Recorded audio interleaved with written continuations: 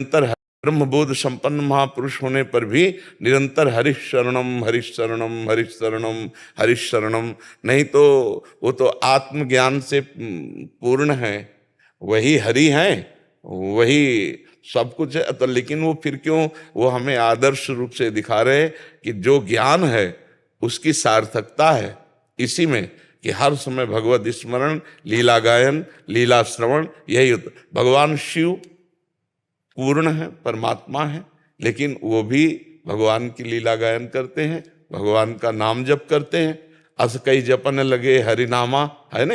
ऐसे तो हमें लगता है कि सब ज्ञान का ज्ञान ये है कि कोई भी सेकेंड, कोई भी श्वास, कोई भी मिनट भगवत स्मरण रहित न हो। बस ये पकड़ ले साधक, सब बोध हो जाएगा, सब ज्ञान हो जाएगा, सब कुछ हो जाएगा। निरंतर स्मरण, एक तार स्मरण, इसी से होता है सब कुछ।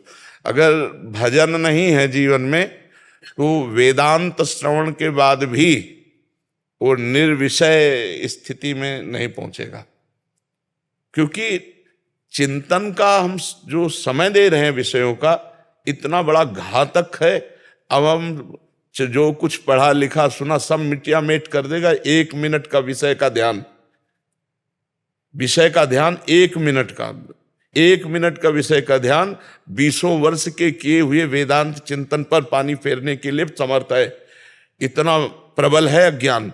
इसलिए हर समय जो गुरु प्रदत्त नाम मंत्र उपासना में लगे रहते हैं वही शुद्ध ज्ञान को प्राप्त होते हैं।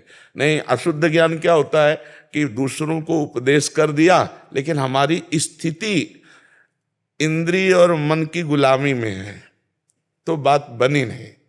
जब इंद्रिय और मन हमारे अधीन हो जाए तब तो बात समझ में आवे।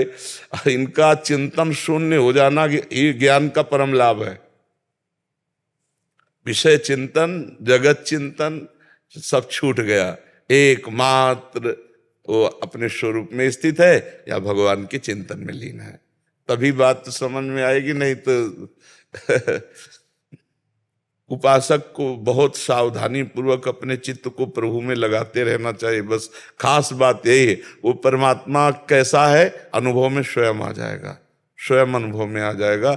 भजन विहीन जीवन व्यर्थ जीवन है, भजन विहीन जीवन व्यर्थ जीवन है। ये बस ये पकड़ ले तो सत्य वस्तु का बोध हो जाएगा। और भजन नहीं है और खूब शास्त्रों का ज्ञान है तो समाज में प्रतिष्ठा हो सकती है, लेकिन बोध नहीं हो सकता। जो आत्म शांति है, परम शांति, वो नहीं हो सकती। श्रद्धावान लभते ज्ञानम तत्परा संहितेन्द्रिया, तत्परा संहित, ज्ञान का मतलब क्या? तत्परा संहितेन्द्रिया, ज्ञानम लब्ध्वा परम शांति। अब जो ज्ञान प्राप्त हुआ ये परम शांति का है। 2 बार ज्ञान शब्द का इसमें, श्रद्धावान लभते ज्ञानम, ये शास्त्र ज्ञान है, लभते ज्ञानम, और तत्परा संहितेन्द्रिया, वो जो ज्ञान है उसकी सार्थकता है। उसमें जो हम जानकारी की उसके परायण होकर अपने इंद्रियों को अंतर्मुख कर लिया, इंद्रियों को भगवत स्वरूप में स्थित कर रहे हैं, उसको शांत कर रहे हैं, बार बार भगवत चिंतन रूपी जल डाल करके उनकी गर्मी शांत कर रहे हैं, इंद्रियां शांत हो रही हैं। बिना शांति के सुख कहाँ है अध्यात्म का? अशांतस्य कुतः सुखम। और शांति बहुत बड़ी वस्तु है। कोई भी द्वंद्व हमें विचलित न कर पाए, हमारी शांति भंग न कर पाए तब है। जैसे एक सूत्र में है, शांतिरव्यर्थ कालत्वम विरक्तिर्मान शून्यता आशा बंदा समुत्कंठा नाम गाने सदा रुचि। तो इसमें शांति, हमारा कोई अपमान करे हम उसका मंगल मनावें, ये हमारा अध्यात्म है। हमें पीड़ा पहुंचा रहा है, हमें अपमानित कर रहा है, हमें हमारी निंदा कर रहा है, हमारे अंदर से निकल रहा है, तुम्हारा त्रिकाल में भी कहीं भी अमंगल ना हो, भगवान तुम्हें स्वस्थ रखें, तुम्हारी बुद्धि शुद्ध हो और तुम सदैव सुखी रहो। उसके प्रति जो हमारा अमंगल कर रहा, जो हमारे प्रति अनसहन भाव रखते हैं, ईर्ष्या भाव रखते हैं, द्वेष भाव रखते हैं, उनका भी मंगल बनाए। शांति, अव्यर्थ कालत्वम, एक भी मिनट व्यर्थ नहीं जाना चाहिए साधक का। हर समय आंतरिक सर्वात्मना न विसृजेत बहिरिंद्रियाणि, इंद्रियों को बहिर्मुख न छोड़े, एकश्चरण रासचित्त मनंते से, सदैव अकेला असंग।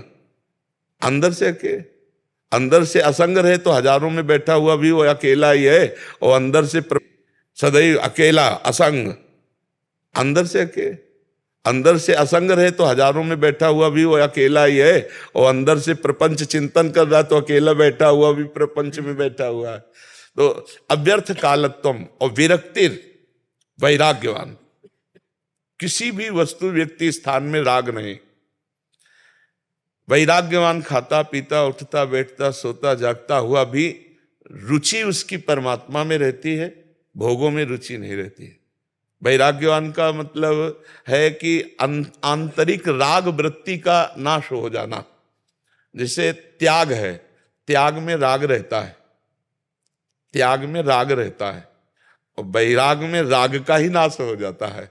त्याग में है कि ये चीज हमें नहीं खानी नहीं भोगनी, क्योंकि हम परमार्थ के पथिक हैं, पर इसमें सुख है, ऐसी राग बुद्धि रहती उपासक में। तो वहीं से शांति शुरू हो जाती, त्यागा शांति अंतरम वहीं से शुरू हो जाता है। फिर वैराग्यवान का तो विशेष आनंद होता है। वैराग्य राग की वृत्ति नहीं है, बाहर से सब कुछ। हमारे सुधा निधि में एक श्लोक में आता है कि कर्माणि श्रुति बोधिता नितराम कुर्वन्तु मां गूढ़ाशर रसा सर्गादि विषयान गृह्णन्तु मुंचन। मान शून्यता पर होना चाहिए। तो है बहुत कठिन, प्रवचन कर लेना अलग बात है, और अपमान जिस समय हो उस समय हृदय में दाह ना हो। जैसे विदेश भाषा में हमें कोई गाली दे तो हम मुस्कुराएंगे, क्योंकि हमें पता नहीं क्या कह रहा है, कुछ कह रहा है। ऐसे हमारी भाषा में हमको गाली दे फिर हम मुस्कुराएं, तब माना जाएगा मान शून्यता, कि मान रहित महापुरुष है। और वैसे मुस्कुराहट आवे, जैसी विदेशी भाषा में जो इस भाषा को हमें ज्ञान नहीं उस भाषा में हमें बोला जा रहा हो, तब मान शून्यता। आशा बंधा, दृढ़ आशा इसी जन्म में हमें भगवत प्राप्ति होगी।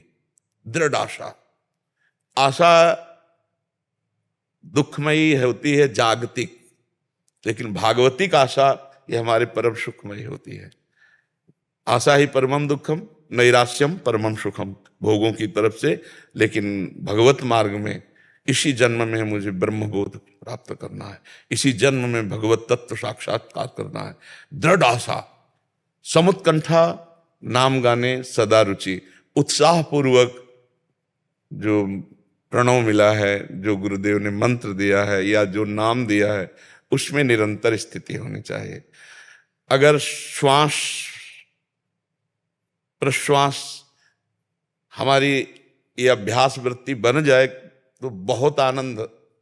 आगे चलकर तो जैसे दिल धड़क रहा थोड़ी रहे, ऐसे ही मंत्र चलता है, चला नहीं रहे, स्वाभाविक चलता है। हाँ, स्वाभाविक अहंकारे न बहे। चित्त दिए हो जगत में तो परमात्मा शांत बैठा हुआ है, उसका चिंतन करो, अभी जागृत करो। जैसे श्वास प्रश्वास में जो ओंकार ध्वनि है वो सबके चल रही, पर चेतना किधर का है? अगर चेतना आपकी जागतिक है ना तो नरक जाओगे इस स्थिति में भी। अगर चेतना परमात्मा स्वरूप में स्थित है तो बात बनेगी। नहीं, प्रभु आप तो सब हंस परमहंस महापुरुष है, आप देख लीजिए मन और इंद्रियों की गति को प्रभु की तरफ लगाना कितना कठिन है। प्रभु की तरफ सर्वतो भावेन समर्पित भाव होना बहुत कठिन है, बहुत कठिन है। जो साधक चल रहे हैं वो इस बात को समझ रहे हैं कि कितना कठिन है। निरंतर परमात्मा चिंतन करना, एक सेकंड छूटे तो पूरी रचना रच देता है मन। मतलब सब कुछ ज्ञान होते हुए, सब जानते हुए, सब समझते हुए, फिर भी ये संकल्प कर रहा है संसार की तरफ का। मन का जो स्वरूप देखा गया बचपन से अभी तक, तो उसका यही स्वरूप है। उसके ऊपर चढ़े बैठे रहो बस, तभी है। छोड़ दिया तो कितनी ऊंचाई से गिराएगा पता नहीं, कितनी ऊंचाई से गिराएगा इसका पता नहीं। सौभरी जी महाराज ना, हमारे यही सौभरी वन है, सौभरी जी महाराज मछली की क्रीड़ा को देख करके